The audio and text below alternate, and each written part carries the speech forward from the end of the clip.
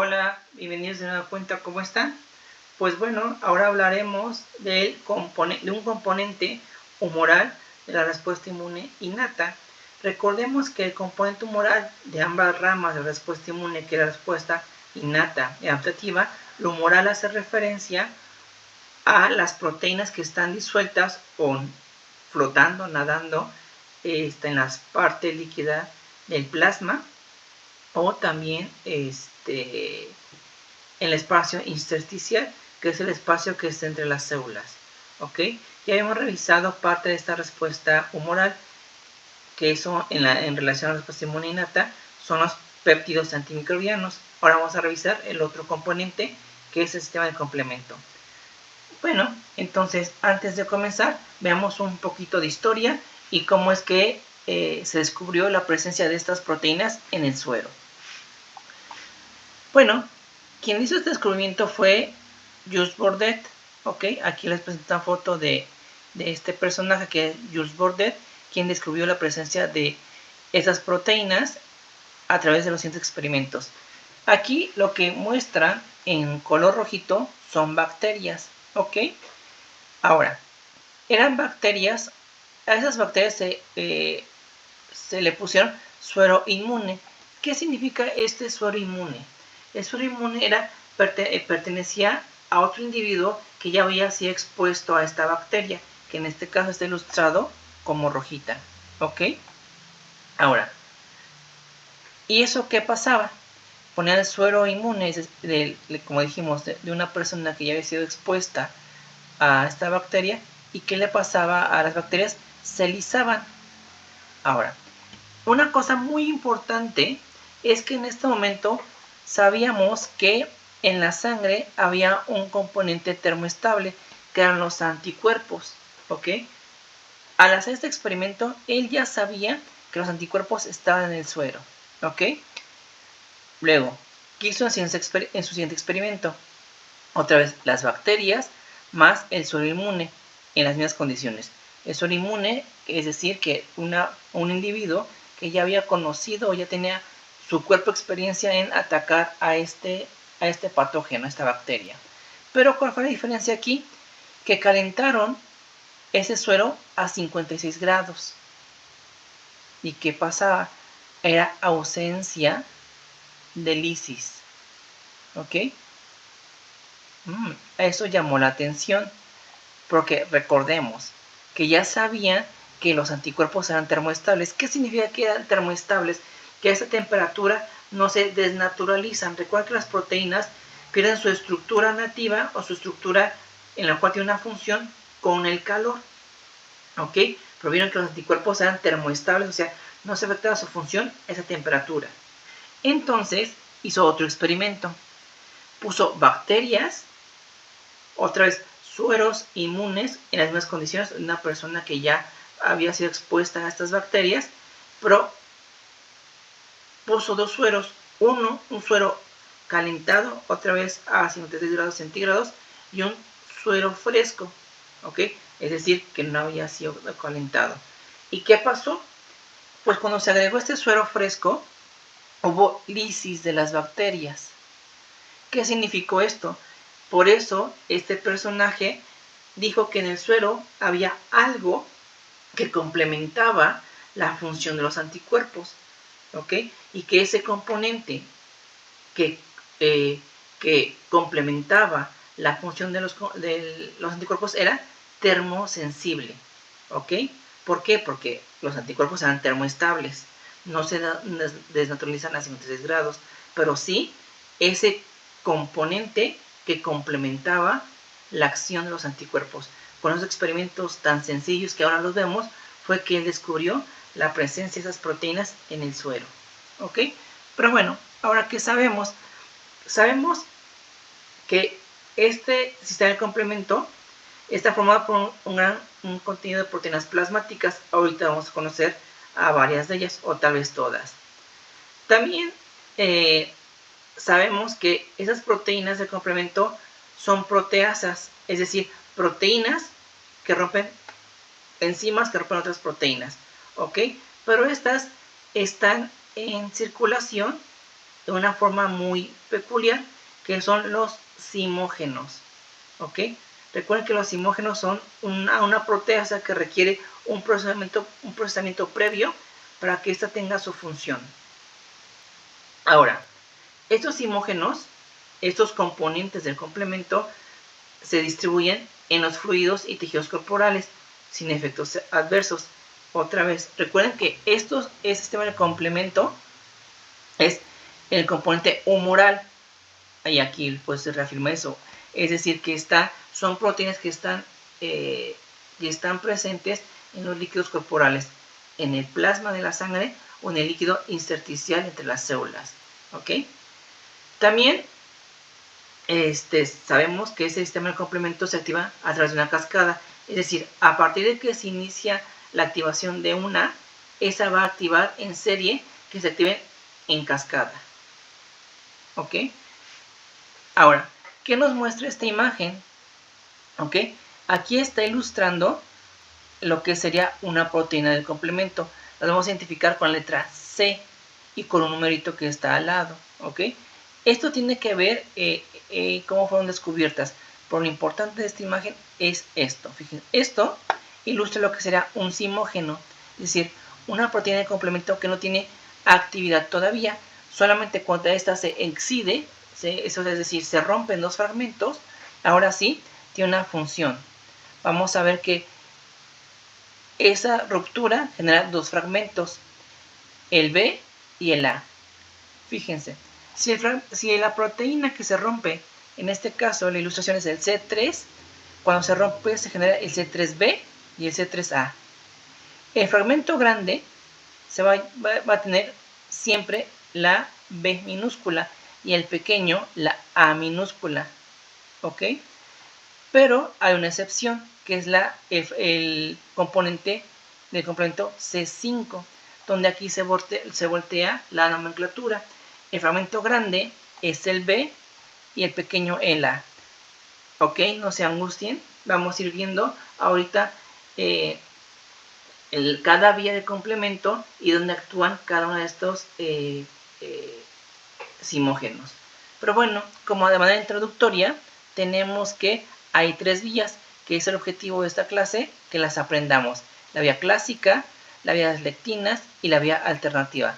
Aprenderemos qué es lo que activa cada una de estas vías y cuáles son sus productos finales.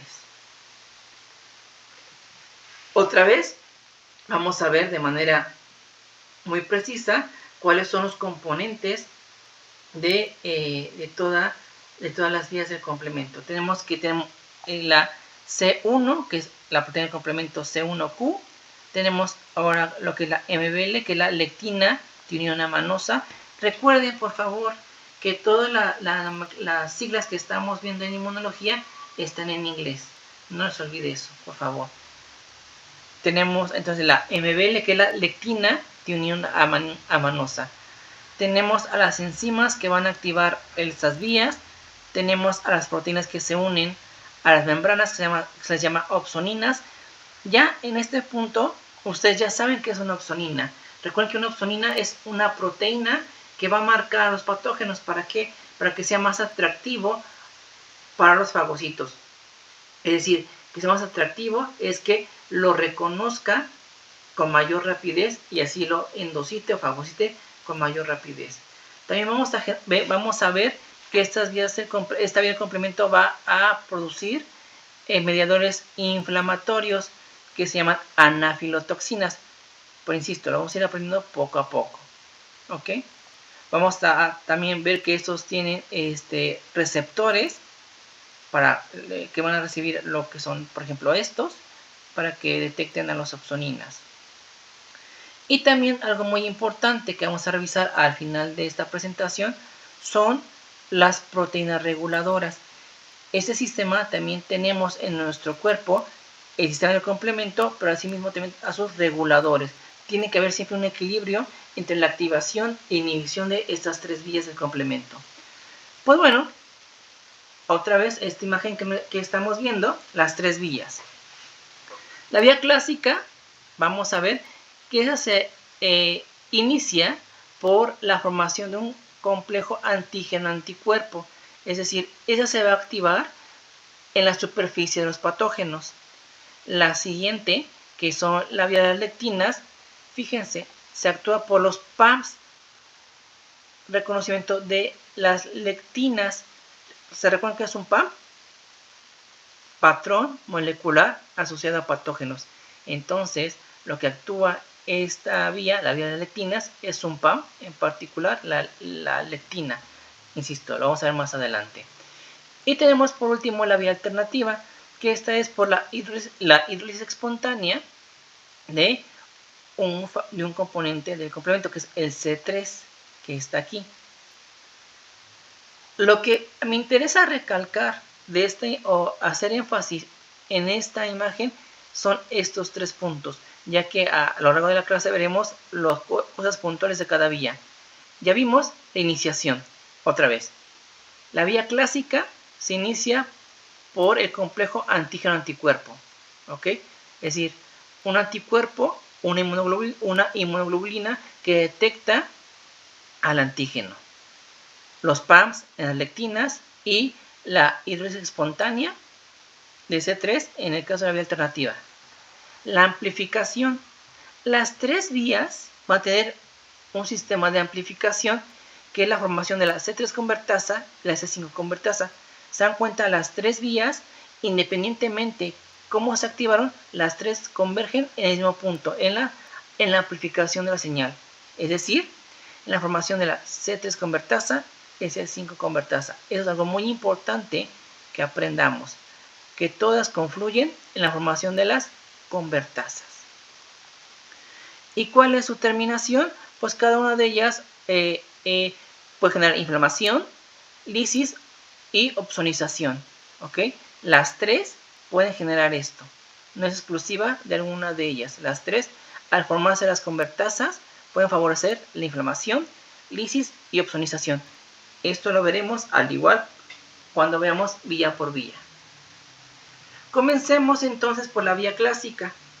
La vía clásica, como ya lo comentamos, se inicia por la formación de un inmunocomplejo, es decir, que un anticuerpo o inmunoglobulina se una a un antígeno, a la superficie de un antígeno.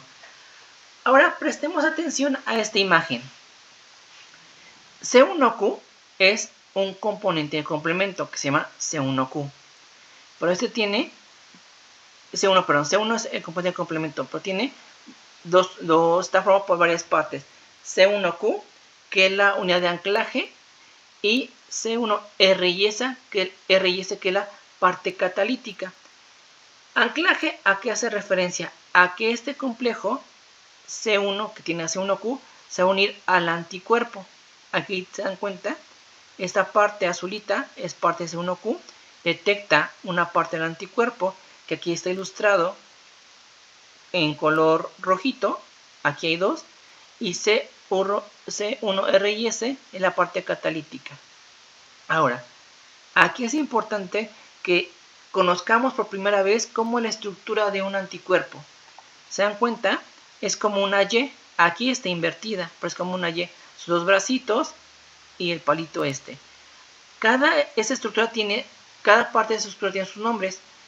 Los 2 bracitos que están en color morado se llama dominio FAB. ¿Ok? ¿Por qué se llama fragmento FB o dominio FB? Porque es fragmento de unión al antígeno. El fragmento FAB es el fragmento de unión al antígeno. Y el restante de la proteína se llama FC. Fragmento constante o también llamado fragmento cristalizable. ¿Ok? Y aquí lo que estamos viendo es como que está volteado. El FAB, este es el antígeno. Es decir, esta parte es la que reconoce el antígeno y deja expuesto el fragmento FC. Y nos damos cuenta que C1Q se une al fragmento FC del anticuerpo. ¿Ok? ¿Entendimos? Vamos de nueva cuenta. Entendamos la estructura de un anticuerpo o de una inmunoglobulina. Tiene 2 segmentos, el segmento FAB y el fragmento o dominio FC. FAB hace referencia a fragmento de unión al antígeno. Y el FC es el fragmento constante o cristalizable. Cuando un anticuerpo reconoce un antígeno o un epítopo de un antígeno, se une a través de esta zona, de la zona de FAB, que es lo que estamos aquí mostrando. Ese sería el FAB, FAB, FAB, FAB de estos dos anticuerpos. Y esto sería el FC, FC. Entonces, esos anticuerpos están reconociendo el antígeno o el epítopo del antígeno a través de su zona FAB, dejando expuesta zona FC. El que la deje expuesta va a permitir que la parte C1Q de C1 reconozca a esos dos anticuerpos, ¿ok? Y eso es lo que va a activar la vía clásica. Aquí lo que estamos viendo en la imagen de la derecha es que esto solamente se va a activar cuando esté pegada a una membrana. Recordemos, esos componentes, tanto como los anticuerpos y el C1, están disueltos en el plasma, en los líquidos del cuerpo, pero no se van a activar hasta que esté pegado el anticuerpo al patógeno, al epítopo del patógeno. Y ahora sí, esto va a hacer que el C1 se ancle a la parte FC de los anticuerpos que ya está en el complejo antígeno-anticuerpo. Esta unión del antígeno y el epítopo del anticuerpo se llama inmunocomplejo. ¿Ok? Eso es el inmunocomplejo. Hay dos tipos de anticuerpos o isotipos de anticuerpos que activan esta vía, la IgG y la IgM. ¿Ok? Y es lo mismo, la IgG y la IgM están en circulación, al igual que el C1, pero esta vía no se activa en circulación, se va a activar solamente cuando el anticuerpo esté unido al antígeno, es decir, cuando haga el inmunocomplejo. Lo que estamos viendo en esta imagen, que al ser dos tipos de anticuerpo, uno lo puede hacer mejor que el otro. Si dijimos comentamos hace un rato que la activación del C1 depende de la unión al FC, miren, la IgG solamente tiene un FC, este es un monómero de anticuerpo, es decir, una sola proteína. Pero la IgM en circulación es un pentámero. Tenemos aquí 1, 2, 3, 4, 5. 5 proteínas de anticuerpo. Entonces, ¿cuántos sitios de unión tendría C1 para la IgM? Tiene 5. Y para IgG solamente 1. Entonces, el anticuerpo más eficiente para activar esta vía es la IgM. ¿Por qué? Porque solamente se requiere una molécula de anticuerpo de IgM para activar esta vía, pero se requieren 2 de IgG para activar la vía. ¿Ok? ¿Por qué? Porque imaginemos que esto es como un paraguas que está cerrado. ¿Ok? La C1. Mientras no esté anclado, la parte de anclaje, es decir, C1Q, a los anticuerpos, no deja expuestas la parte catalítica, tiene como que lo oculta. Entonces, hasta que como que abre sus extremos, las que están con H, ahora sí las abre y permite o deja expuesta que a que se activen CR, C1R y S. ¿Ok? Ahora, veamos qué sigue después de la formación del inmunocomplejo. Aquí tenemos ya el inmunocomplejo. 2 IgGs, eso atrae a la C1. C1Q reconoce a los FCs de los anticuerpos, se activa la parte catalítica, que son las esferas amarilla y naranja, y al ser catalítica es una proteasa, va a romper proteínas y quedamos que los imógenos del sistema de complemento son proteínas. ¿Ok? Entonces, y ahora sí, Esto es un simógeno del complemento, es decir, se requiere este inactivo. Para que esté activo requiere que sea roto, sea excindido. Esta es la palabra más correcta, para que sea roto, ¿ok? Cuando se rompe C4, se generan dos fragmentos, el fragmento grande y el pequeño. Recuerden, el fragmento grande se llama B y el chiquito A.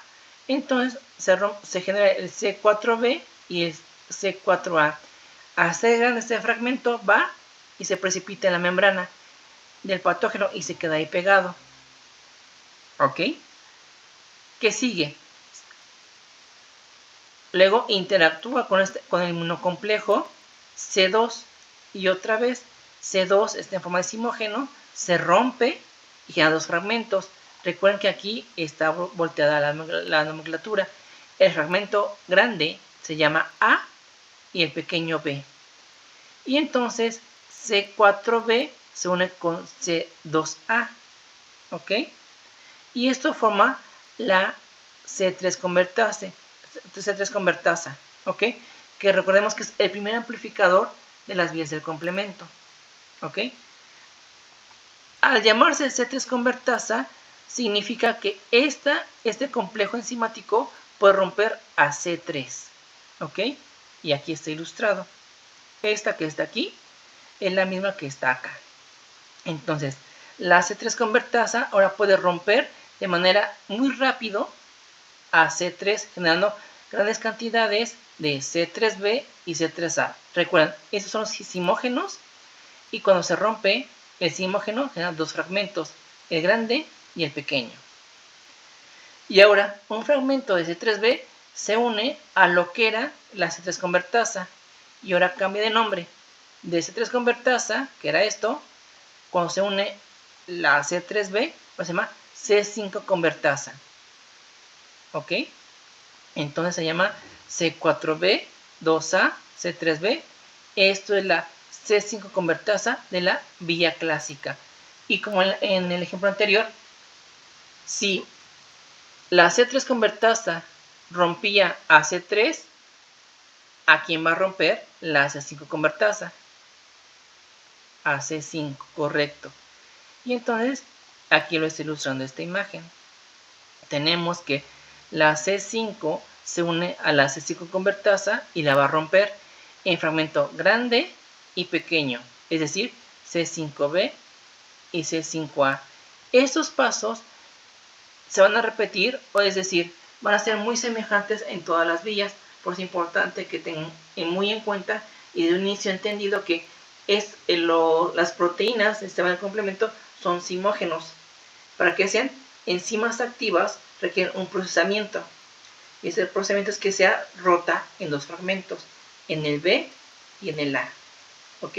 Para así formar las convertasas de C3 y C5. ¿Ok? Sigamos. Entonces, tenemos tres vías, pero bueno, vamos a dejarla hasta aquí, la primera vía, para que en la siguiente clase veamos las otras dos. Como todos los cuestionarios, como todas las clases, perdón, les dejo un cuestionario para que poco a poco vayamos seamos expertos en inmunología. Pues bueno, aquí dejamos esta clase. Nos vemos.